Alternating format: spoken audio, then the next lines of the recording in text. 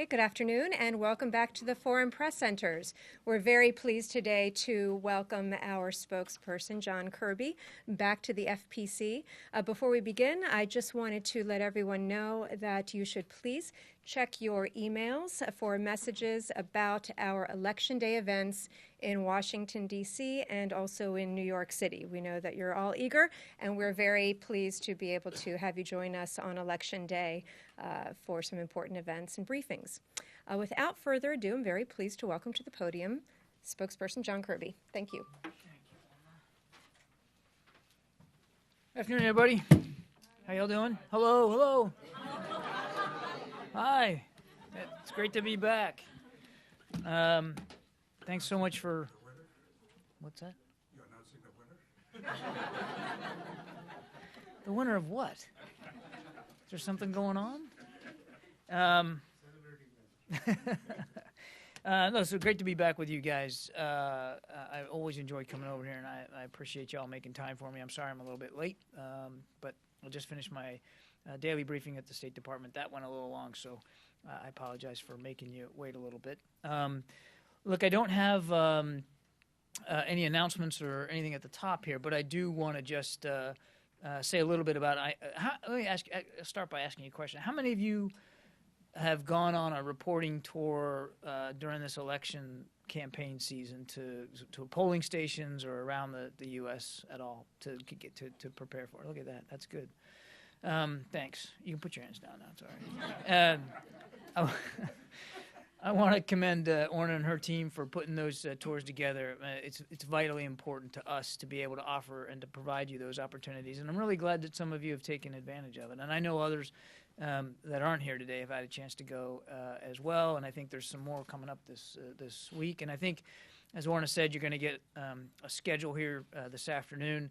And I think you'll see that over the next couple of days even, we're going to continue to provide you access to informed officials outside the current administration, of course, but informed officials about our election process and what to expect on Tuesday and then after Tuesday. So I hope you'll avail yourselves of those opportunities to continue to learn and to develop your knowledge about our democratic process and our system, but also to help inform your readers, your viewers, your listeners, in wherever that is, about the very robust democratic process that we have here in the United States. As the Secretary said this morning to the Edward R. Murrow Fellows, this is our 58th free and fair presidential election in this country, and we're proud of that. And elections aren't always clean, simple things. I mean, they can be messy at times, but 58 free and fair. And again, we're proud of that tradition. We're proud of that heritage, and we hope that when you continue to go out and report on this, that that you convey all the context that goes into a presidential election like the one we're having to your audiences. So thank you for that. Thanks for participating. I hope you'll take advantage of the opportunities over the next few days to do the same. And with that, I'll start taking questions. Man, it's warm in here. Yeah, back here. President Obama. Okay. Can we ask you to identify? Sure. Mohammed Atif, I'm with Voice of America Urdu Service. President Obama said we don't operate on incomplete information to FBI directors' latest allegations on email controversy. Yeah. Could you elaborate on why this information was incomplete and why FBI should not have gone for a second round on investigation? Actually, sir, no, I can't. This is a matter for the FBI to discuss and to talk about. I know they have provided some information, obviously, about what they're doing, but I would have to refer to them on all things with respect to this. The new information that they've received and what they're going to do about that. That's not a matter for us at the State Department to speak to. Okay? Yeah. Irina Gilevska, Macedonian TV. I'm going to ask you about email revealed by WikiLeaks from Jerome Podesta. I sent you a question, maybe you got it from the FPC. He says in his email that Macedonia is a former Yugoslav Republic of Macedonia. Now, United States recognize Macedonia by its constitutional name, Republic of Macedonia. Is this going to change if Mrs. Clinton is elected president? Next question, please.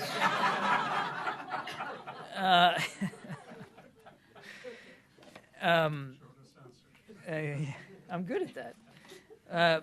Look, the United States continues to support ongoing United Nations-led talks on the Macedonia name issue and the resolution of this very long-standing disagreement. And we continue to support that process moving forward as soon as possible. We hope that the leaders of Macedonia and Greece will find a mutually agreeable solution to the name dispute, again, as soon as possible, in the interest of Euro-Atlantic integration, economic prosperity, peace, and security.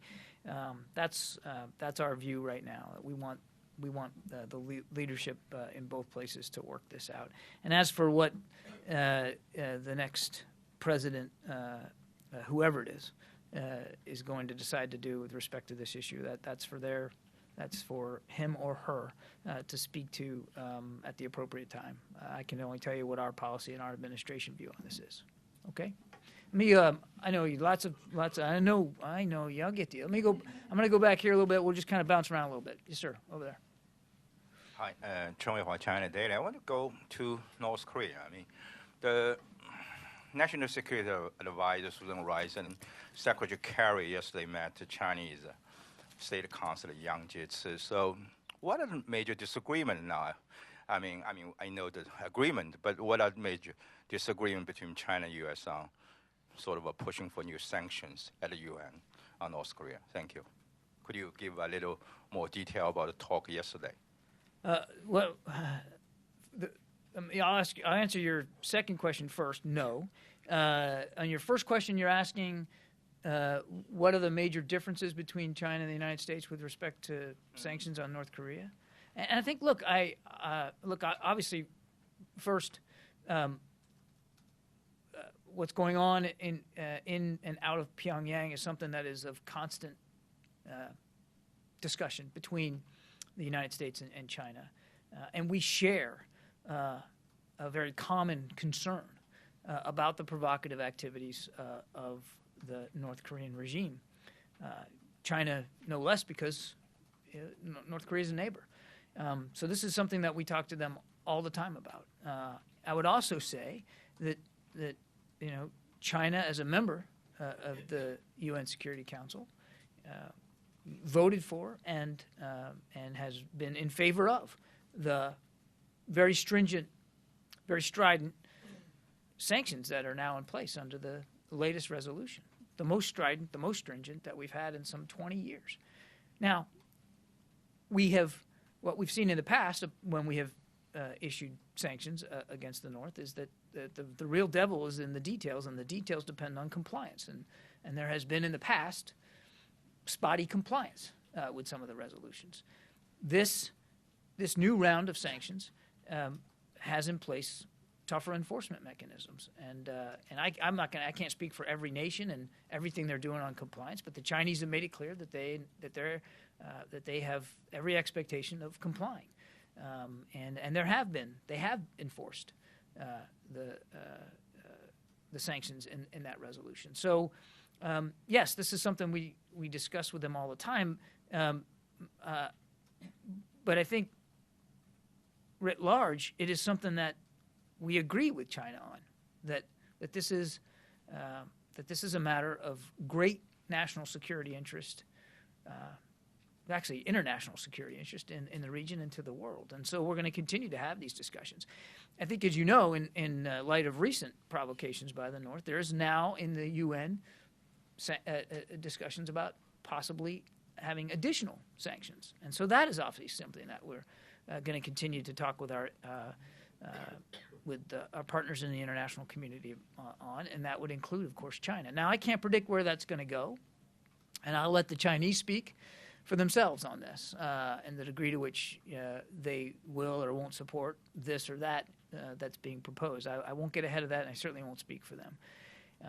But But I think what's going on in Pyongyang is certainly something that is of deep concern to both our countries, as well as, I think, as you know, to countries all over the world, and particularly there in the region. And so while there are plenty of things that the U.S.-China relationship still has, there are still plenty of things where we don't agree.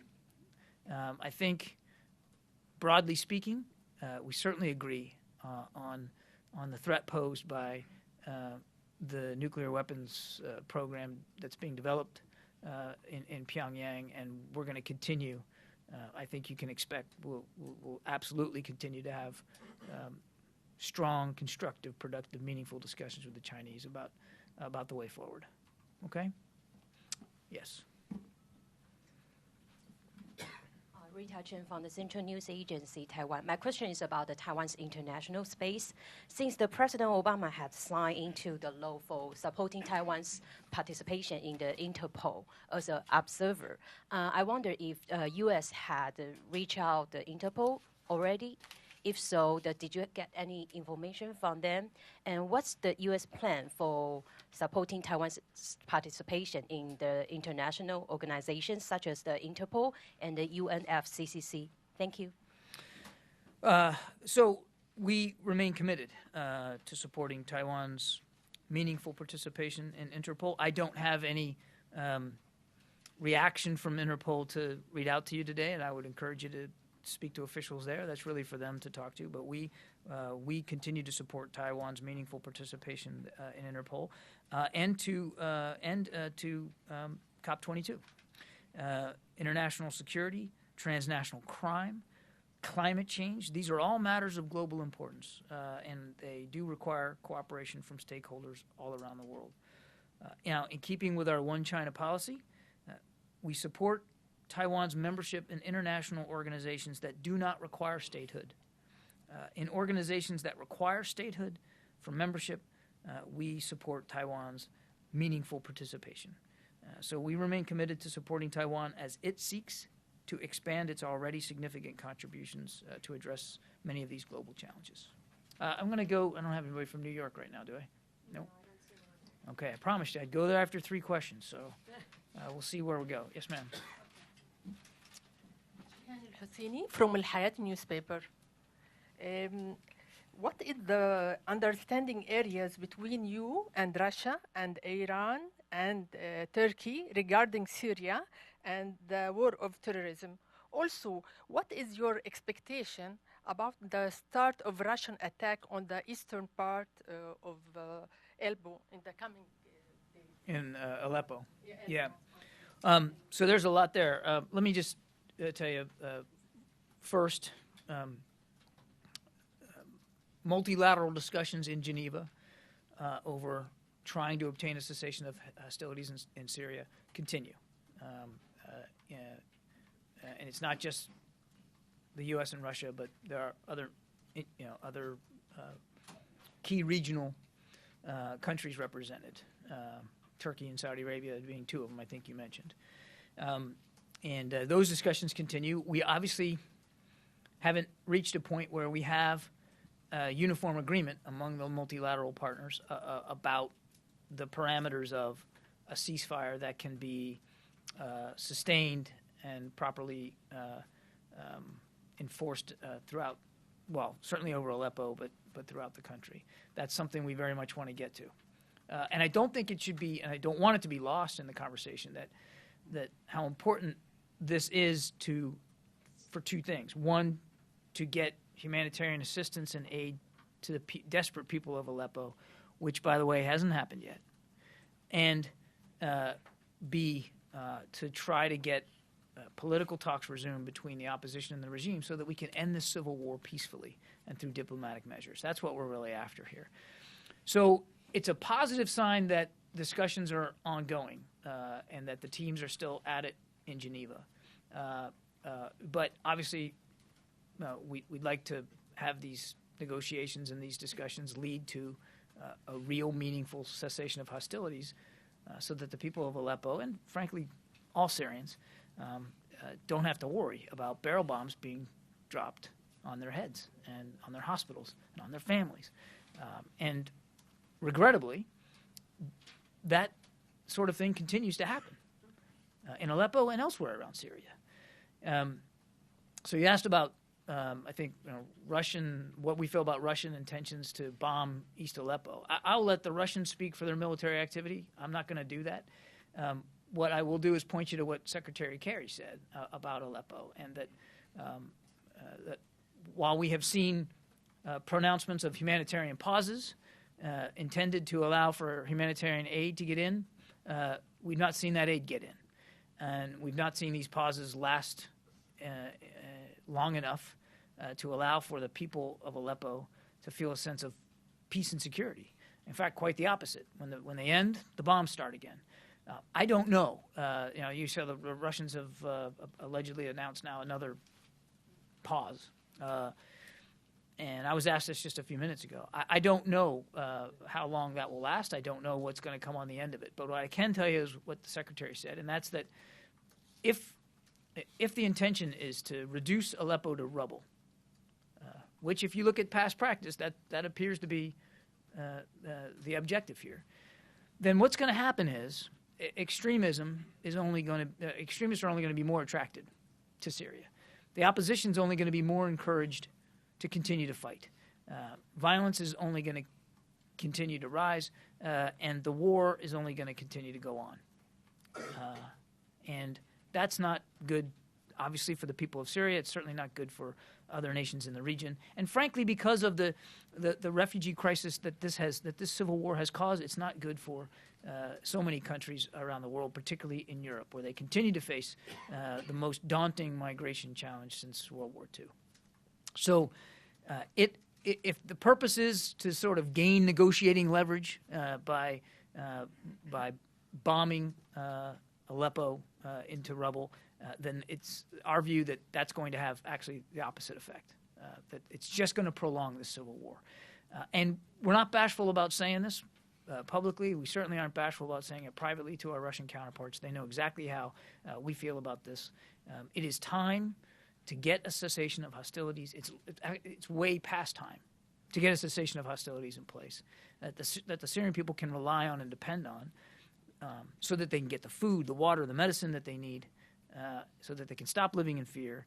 And we know this is possible because back in February, there was a cessation that lasted for about 2 months, where we saw a dramatic reduction in violence. We saw shopkeepers open their businesses back up. We saw people walking the streets and enjoying time with their families in relative safety. We know this can happen, but absent that, there's not going to be an end to this civil war. The only way this war is going to end in a sustainable way is through a diplomatic solution, through political talks. And you can't get to those talks, which we all want to see return, unless we see an end to the violence, an end to the barrel bombs. Okay? Let me go back here. Yes, sir. You back there in the blue shirt. Yeah. Yeah, you. For some time there have been negotiations between the European Union and the US on a new trade deal, TTIP. Considering the protectionistic statements in this campaign, does that deal have any chance to be reached? What I can't certainly predict what a future administration will decide to do. What I will tell you is that Secretary Kerry and all of us at the State Department, all of us in this administration, are committed to TTIP and to continuing to move it forward. We believe it will improve economic prosperity for everyone involved. It will raise the working standards, and we believe that it is a goal worth pursuing. And so I can tell you we're going to stay committed to it for as long as we're here. Can it be an agreement before January the 20th? I would not be good at the business of predicting, and I'm just I'm not able to speculate about that. I can tell you that for as long as this administration is in office, that we're going to continue to work closely with our European counterparts to see if we can get TTIP in place. Yeah. Let's go over here. Yes, sir. Thank you, sir. Jahan Zebali, Airline News TV. Yeah, I know who you are. Thank you. So it's about Afghanistan. As you know that the situation in Afghanistan is still very dangerous. Taliban still targeting civilians and Afghan security forces. So there are some media reports in Pakistan suggest that Pakistan has asked Taliban leaders who were living in Pakistan to leave the country or to participate in the peace process. So what is the future of the peace process? Because despite the brutalities of Taliban, some of their leaders living luxurious life, few in Qatar, few in Pakistan, few in Iran. I mean, how much time the international powers given them to come on the peace process? Well, look, I think your question had a lot there, but I think what I'll just say is that we remain committed to this peace process, to an Afghan-led peace process. And we continue to encourage dialogue between Afghanistan and Pakistan about moving that process forward. But this has got to be an Afghan-led reconciliation process. And we have said that from the beginning, and we continue to support that. Now, again, if you want me to predict where that's going to go, I can't. What I can predict is that this government's going to stay in touch and in close communication with both governments about hoping to see that process move forward. We're all mindful of the challenges. Nobody is unaware that the Taliban, or at least parts of the Taliban, still have nefarious designs there in Afghanistan.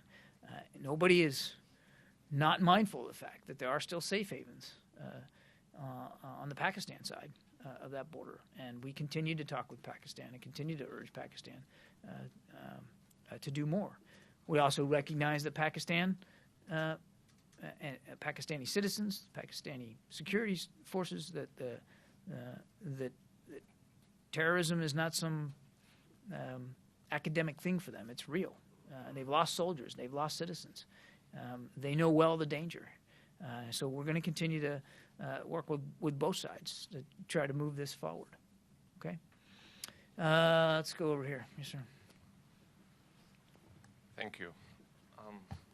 Ramon Samco with Agence France Press. I would like to ask about Venezuela and Nicaragua.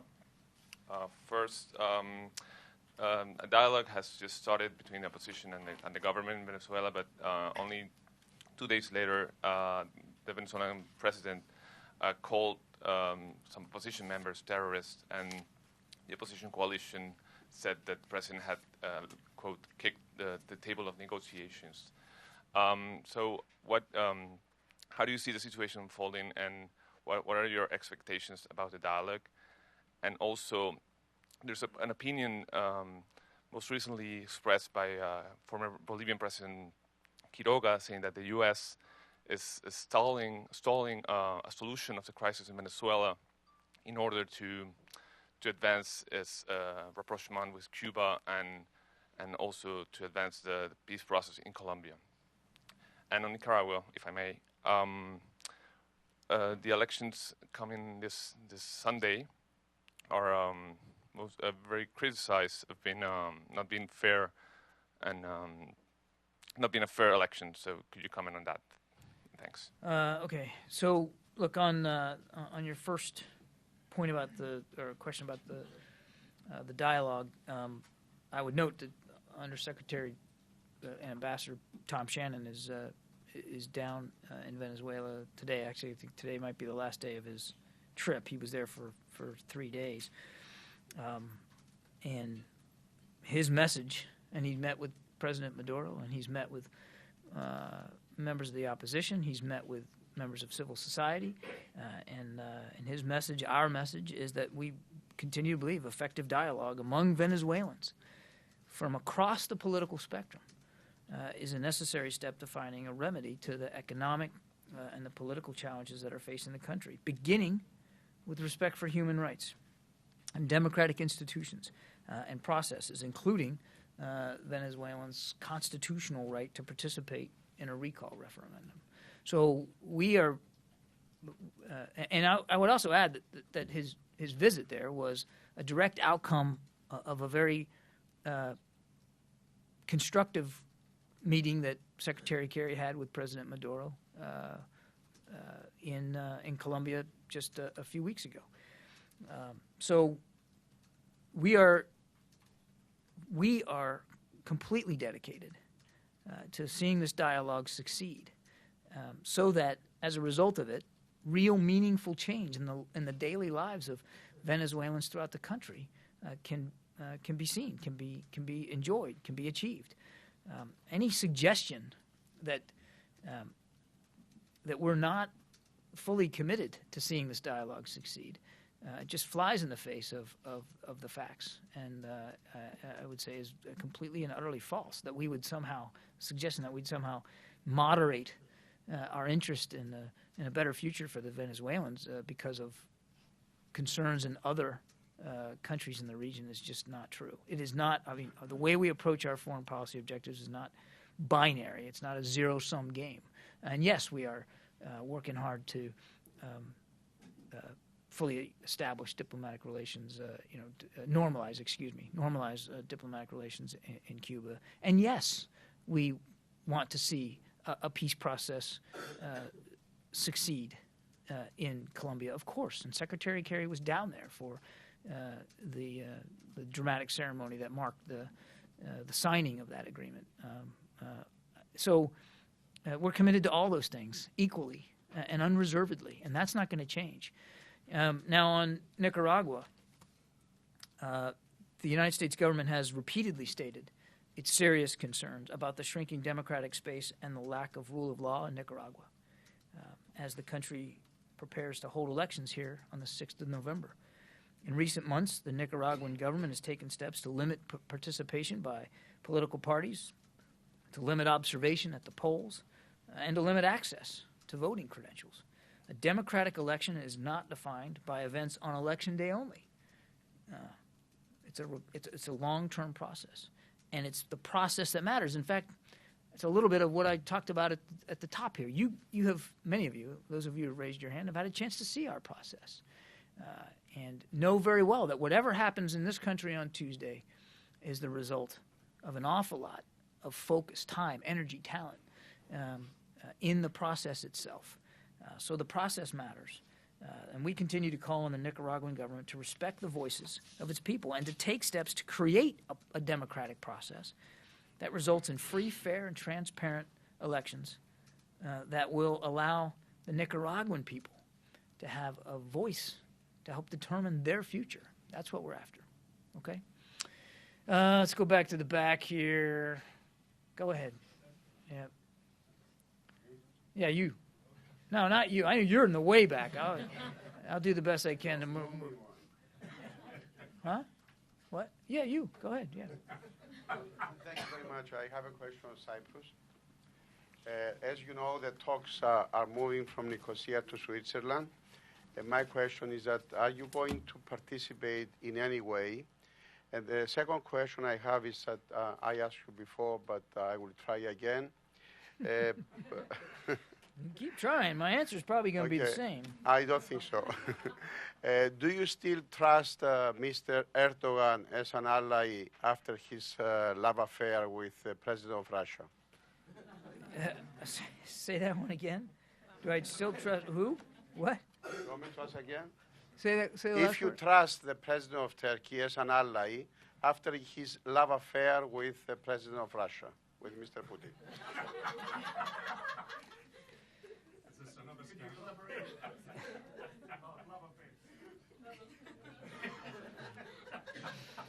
All right. Look, I don't have anything particular to say with respect to the Cyprus discussions moving. You said moving to Geneva? Is that to Switzerland. But I would just say, with respect to Cyprus, as we've said before, we're encouraged by the progress that Cypriot leaders have made this year. Our focus is on supporting efforts by the parties to reach a comprehensive settlement, to reunify the island as a bizonal, bicommunal federation, which would benefit all Cypriots as well as the wider region. So I think I'd leave it there. Look, on President Erdogan, Turkey remains a NATO ally. They're in the alliance, and we respect that. They also remain a vital contributor to the coalition to defeat Daesh, which is now 67 nations and entities strong. And Turkey has been a vital contributor to efforts, particularly in their support to the coalition for operations in Syria. And we have every expectation that that cooperation will continue. Certainly, that's what we'd like to see, and the Turks have given no indication that they aren't still willing to support coalition operations against Daesh. So we're grateful for that. I think we also need to note the significant contributions of Turkey with respect to refugees on their side of the border. We talked about refugees a few minutes ago. It is not insignificant, the millions of Syrians that they have hosted on their soil. And that takes a toll, of course. And yet they've done it. So we're grateful for that. As for bilateral relations between Turkey and Russia, those are sovereign decisions that these national leaders get to make. They determine their foreign policy, and they determine the health of bilateral relations. And so we would welcome healthy bilateral relations between Turkey and Russia. But that's really the scope of that is for them to determine, for them to decide. As I said, I think earlier, we don't look at international relations as a binary zero-sum game. We just don't, in that part of the world or in any other part of the world.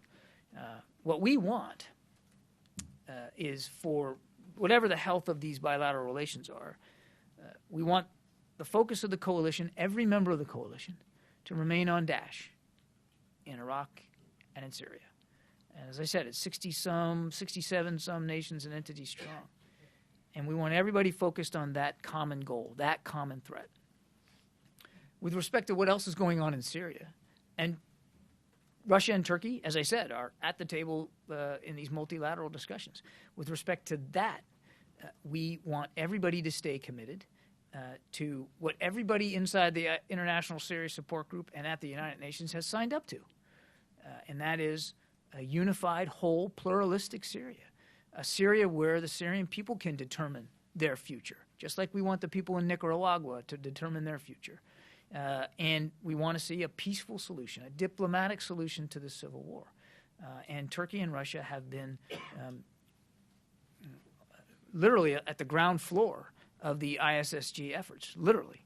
And again, we appreciate their participation in that process, and we look forward to, through this multilateral effort in Geneva, we look forward to hopefully making more progress on getting to a cessation of hostilities that can actually lead to that result. Okay, so the long answer. I mean, I'm sorry for that, but really, these decisions by national leaders, they're for them to make. We don't have anything to fear from better relations between any two members of the coalition. We just want the focus to be on defeating Daesh. Okay. Yes, ma'am, in the back there. Thank you. Silvia Yusuf from El País newspaper. I'm coming back to the U.S. and the State Department. I have two questions regarding the elections. I mean, the email scandal of Secretary Clinton is affecting her personally, but my question is how damaging is to the image of the whole State Department? If you've seen any kind of reaction, or what kind of impact is it having on the whole State Department? And a second question, also on elections, because I understand that it's the State Department who has to ask for the international observation. I was wondering how many institutions have you asked, and when did you ask them to make the international observation of the elections? On the second question, I don't know that I have a number for you on that, and I don't know that, and I'll check on this, but I'm not sure that the process works exactly like that, where the State Department asks. I think it's really most of the observations, as I understand it, is done through OSCE as appropriate, just like they do everywhere around the world, and we. Yeah, I don't know, so I'll have to take that question. I don't have a number here for you. So I don't know, but it's ultimately up to the states to approve or disapprove who's going to be observing the elections. So I think I'd leave that there. On the other question, look, our focus at the State Department has been to work to make accessible through the Freedom of Information Act that email correspondence that is appropriate to do so. Obviously, the big effort this year has been the some 55,000 pages of email traffic that former Secretary Clinton turned over to the State Department. Our focus was on making sure that we process that appropriately. And we have obviously received many other Freedom of Information Act requests for correspondence relating to that time at the State Department, and we continue to process that. That's where Secretary Kerry wants our head to be. There's a law that governs how we make these documents public. We're going to follow that law, which means there's a process that has to be followed so that what's being released is appropriate to be released to the public. And that's really where our head is. I'll also tell you that the Secretary has made concerted efforts to also improve the manner in which we manage our own records at the State Department and try to improve the overall transparency at the State Department. He hired a transparency coordinator who came in, Ambassador Janice Jacobs, and she's doing terrific work in trying to help us improve our own processes. So that's what our focus is on. Down here, yeah. Wait for the mic. Would you comment on India and Pakistan rising tension on the borders? India is violating LOC and killing citizens of Pakistan. And what role is United States is playing to reduce the tensions and calm down the situation? We believe that India and Pakistan stand to benefit from practical cooperation. And we encourage both countries to engage in direct dialogue aimed at reducing the tensions. The normalization of relations between Pakistan and India is vital to both countries, and the region, for that matter. And steps that initiate closer regional economic ties can also create jobs, they can lower inflation, they can increase energy supply. So as we've said many, many times, we very much encourage both countries to embrace dialogue and mutual cooperation to try to find a way to reduce these tensions. Okay, I'll take two more. We'll go over there to you. Yes. Okay, good afternoon. I'm Kamal Abdi from Pakistan. I'm special correspondent representing Metro One News. My question to you is on Guantanamo Bay and 9/11 bill. President Obama vetoed the 9/11 bill. Consequently, Senate overrode it with a unanimous vote. So has this affected, as yet, any kind of bilateral relations with any country? Secondly, has State Department exercised any precautionary measures for the American lives abroad? Because that was the reason which President Obama cited in one of his Jake Tapper, like CNN. He said that 9/11 bill risk American lives and diplomat lives abroad. Well, so a couple of things. It is now the law. Oh, you have one more. Yeah. On Guantanamo Bay. Somebody got a pen? I can write these down. Go ahead. On Guantanamo Bay, there are like 61 total detainees, out of which 41 detainees are labeled as indefinite, the most wanted and the dangerous people. So what is State Department view and what is the Obama administration view on closure of detention facilities as regard to having the opposition with, like Senate has placed the ban on their transfer, and last but not the least, among them there is a Pakistani nation guy, Mohammad Ahmad Ghulam Rabbani. He was under Guantanamo Periodic Review Board. So are there any talks to send him back home? Thank you. Are you sure? I didn't meet What was your first question again? I'm kidding. I'm kidding. Look, on the JASTA, the administration made clear our views about that bill before it became law, and our concern that it could potentially strip away the sovereign immunity that not just military troops or diplomats, but even American businessmen and women can enjoy in certain places in the world. So we were nothing but clear about our concerns about that.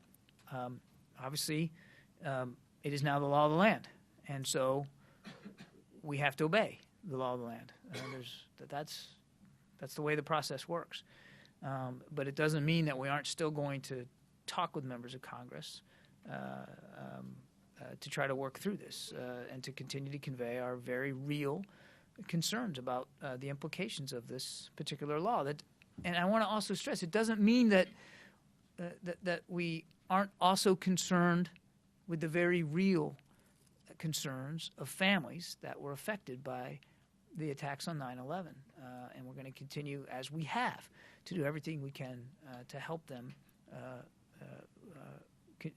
recover from that devastating day. And we have in the past, and we'll continue to do that. We understand the very real concerns that led to the language in that bill, and we take that seriously. But we don't believe that made it clear that we didn't believe that the bill as written, the law now as stipulated, was the right vehicle to address those concerns because of the immunity issues. I'm not aware of any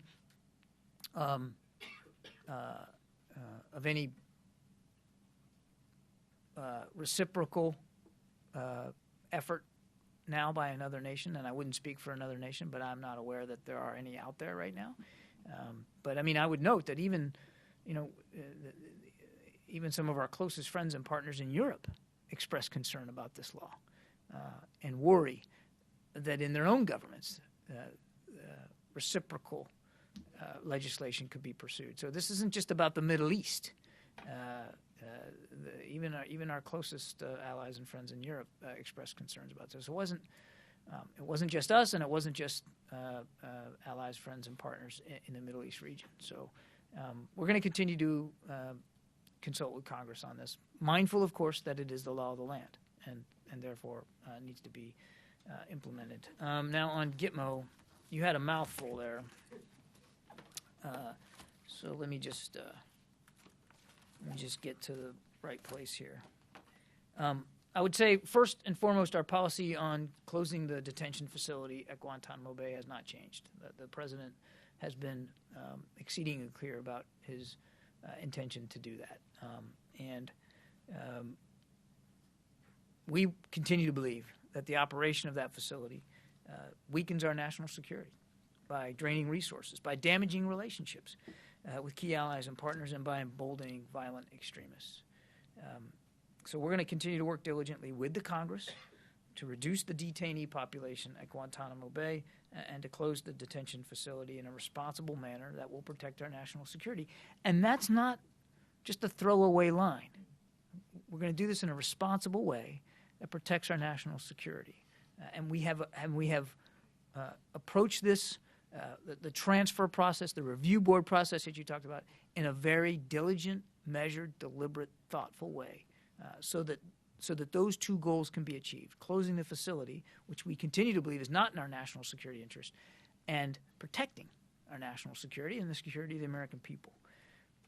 But just to make sure that you've got the facts and the numbers as we have them, we show 60 detainees that are currently in Guantanamo Bay. 10 of them are in various stages of prosecution by the military commission process and are not eligible for transfer at this time.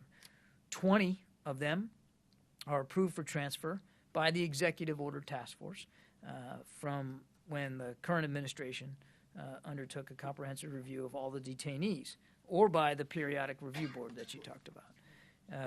So we're going to continue to work at this. I think I also had, I thought I did.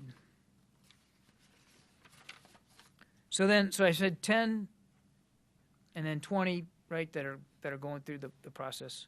So the remaining 30 of the remaining 30, 13 of them are in continued detention, and then 17 are being referred for prosecution. So there's 60 left. They're all in some form of the process, and we're going to continue to work with countries around the world for those that can be approved for transfer to effect that transfer.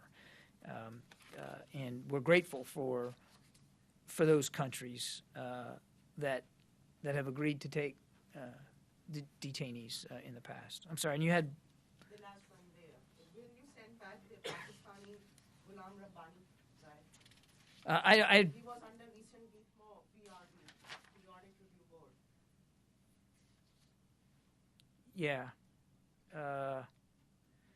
So of the 5 Pakistan detainees, 3 of the 5 of the remaining Pakistani detainees were eligible for the PRB hearing. All 3 of them had an initial hearing in 2016. The review board determined for all 3 that, and I'm quoting now, the continued law of war detention of the detainee remains necessary to protect against a continuing significant threat to the security of the United States. Back to what I said before, that we're obviously going to do this in a responsible manner that protects our own security. All 3 are eligible for file review within 6 months of the determination. The other Pakistani detainees are in various stages of prosecution in the military commissions and are therefore not eligible for a PRB at this time. And I think I'm not going to go into any more detail than that on specific cases. I got time for just one more. We'll go down to. Thank you. And since you are on that page. Since I'm on that page, how do you know what page I'm on? The Gitmo prisoners. Huh? The Gitmo prisoners. What about them? We have one Russian there, so please don't go away. Please check on the Russian side. I don't have anything on a Russian detainee here. He has been through the commission process. He has been approved for transfer. I don't know whether he's been transferred. That's what I wanted to check. Well, I refer you to DOD. I don't have the specific information that you're asking. My name is Andrei Sitov. I'm a Russian journalist with TASS, the Russian news agency. I want to thank, first of all, thank you, sir, for coming over to speak to us at this busy time. And thanks to our friends at the FPC. They do help us a great deal in covering the elections and covering all the other subjects. My question is about Syria, to come back to the subject you discussed. The Russians have released their own white paper on Syria at the United Nations. Have you seen the document? Actually, I think they've released a couple of different documents, the white paper and some action review plan or something like that. So have you seen the document, and what do you think of it? Well, we're aware of it. I don't believe that we have an official reaction to it at this time. No official reaction. Do you have your own estimates of the civilian casualties and collateral damage from U.S.-led coalition operations in Syria and also in Iraq and Afghanistan? Well, again, I'd point you to my colleagues at the Defense Department to speak to specifics on civilian casualties. What I can tell you is that, hang on a second, I'd say a couple of things, and then I really do want to refer you to DOD because I don't really like talking about military matters anymore. I used to be able to do that. But look, Central Command conducts, and this is important context because, you know, I keep getting questions about civilian casualties, and it's typically in view of, if you don't mind me saying, Russian claims that we're not as careful as we say we are, and that is just not the case.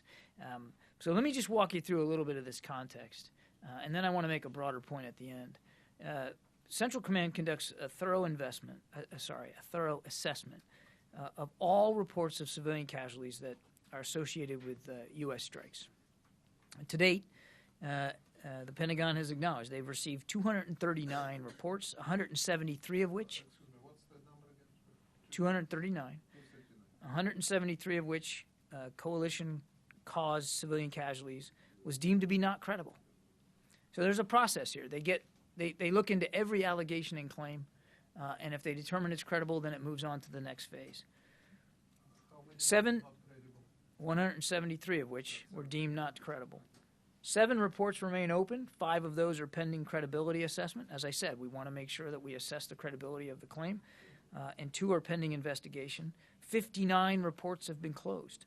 Of those 59, the Pentagon has already publicly announced that 31 of those reports were determined to be credible in terms of causing civilian casualties. And in accordance with our commitment to transparency, the Pentagon's working very hard to release the assessment findings of the remaining closed reports, and they'll do that as soon as possible. The point I'm trying to make is that no other military in the world, and I can say this having been a member in the United States Navy, no other military in the world takes this more seriously than the United States.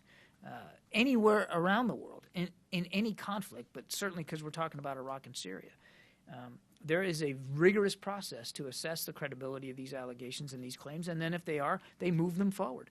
And the other thing about the United States military is, and I talked about it here, when the report's done and when it's been properly vetted and when it's appropriate, we make our findings known to you, to the public, to the media. And if anybody is found at fault, then that individual or individuals are held to account inside the military judicial process as appropriate. So we take this seriously. I don't know of another government, and certainly no other government that is flying missions in Iraq and Syria against whatever target that is doing it with this due care and this measured approach and with this transparency. Obviously, sir, you know why I'm asking. I know exactly why you're asking. Right. Yes, I do. Because Russia stands accused of all sorts of things in Syria and other places, without an opportunity to respond. This is the way of trying to respond. And to give a specific question about this, since there is no point in arguing in theory. This attack on the humanitarian convoy, the Russian leadership at the very highest level, since it happened, first there was confusion. Nobody knew what was happening. But the last I heard on the Russian side was the Russian leadership keeps saying, we know we didn't do it. The Russians didn't do it. We know the extremists did it. And they say, importantly for me, in this context, we know the Americans know. But the Americans choose deliberately to present it in a different way. How do you respond to that? The only thing I can say to that is that claim is utterly without merit. And I mean, it almost doesn't even dignify a response by me. We talked about this at the time, so I don't want to revisit that in great detail. But there are only two nations flying aircraft in the vicinity of that humanitarian convoy, Russia and Syria. So it had to be one of them. Just had to be. There's no other answer for it. And the Russian response at the time changed all kind of. At one point, they actually claimed that there was some sort of spontaneous combustion that caused the convoy to explode. They were all over the map. So, but the notion that we somehow have special information on this and we're withholding it in some nefarious attempt to smear Russia is absolutely ridiculous. Okay? Thank you very much. Gotta go. Thank you so much. Gotta go.